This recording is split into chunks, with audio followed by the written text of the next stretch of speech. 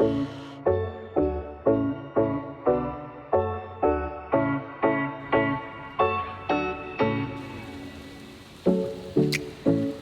is going on? Welcome to another video. In this video, I'm gonna be sharing 4 different things that I have been blessed to learn through marriage.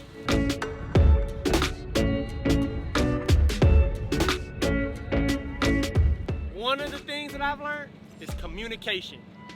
Be proactive and not reactive. So many times in my life and in my communication and talks with Maria, it's easy to be reactive in communicating, where I'm making a decision and then coming to her and explaining myself later. Where I've learned that it's important to be proactive in my communication, making sure that I'm sitting down with her before we make a decision, or before I'm gonna go out and spend my time doing something that she may not know I want to do, making sure that I'm sitting with her beforehand and talking through those things. I think about 1 Peter 3:7, which says, "Husbands, likewise, live with your wife, or dwell with your wife in an understanding way." So I'm trying to understand her, she's trying to understand me. The only way that can really happen is if we're communicating, we're talking about how things are going physically, spiritually, emotionally, financially, mentally. Any decision before we do anything, let's make sure we're communicating.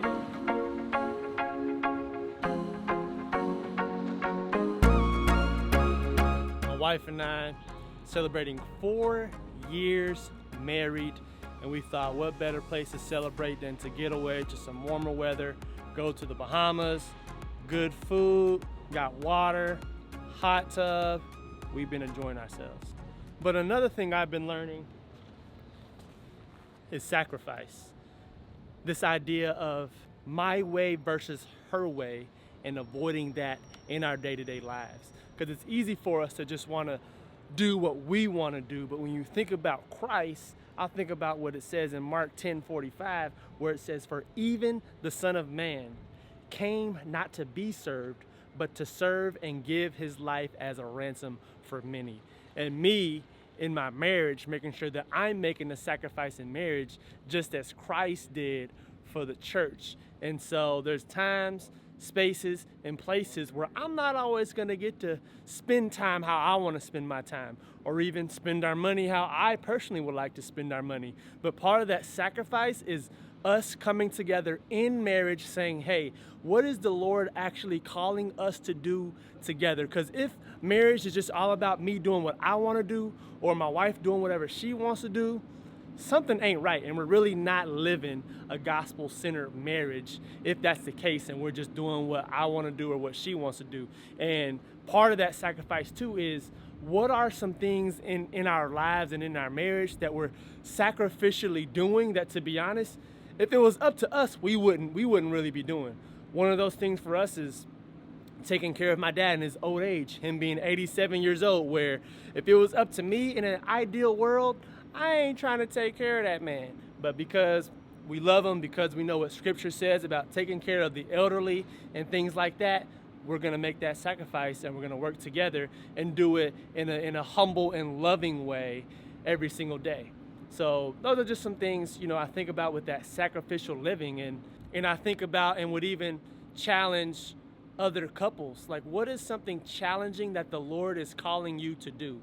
If you're just living your life, doing whatever it is you want to do, working on your own goals, are you really, or have you really opened yourself up to allowing the Lord to let you grow and sanctify you through sacrificial living?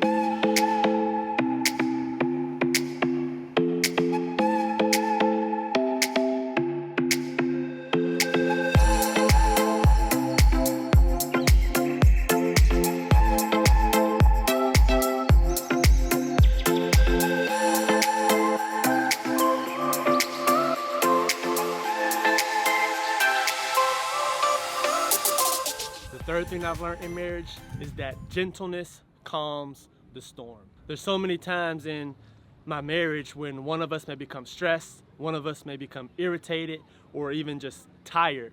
And it's important for us to make sure we're bringing in gentleness to calm the storm, whether that's anger, whether that's one of us misunderstanding what was said or what was done in a certain situation, when we're able to bring in gentleness, it really does make it easier to talk through whatever's going on and to make sure that we're just relieving and removing any tension that could come into our marriage. I think about what it says in Proverbs 15 verse 1. It says, "A soft answer turns away wrath, but a harsh word stirs up anger." And this is something that we're always learning about when it comes to communicating, when it comes to just talking through the different things that's going on in our life and in our marriage, is making sure that I'm able to be a safe space and a comfort to be able to comfort my spouse when she does come in tired, frustrated, irritated, to bring in that gentleness, which can then fill those feelings, but instead it can give her peace, it can give her comfort, it can help her know that she's loved, that she's safe, and whatever it is we're going through in our lives, we can work through this together.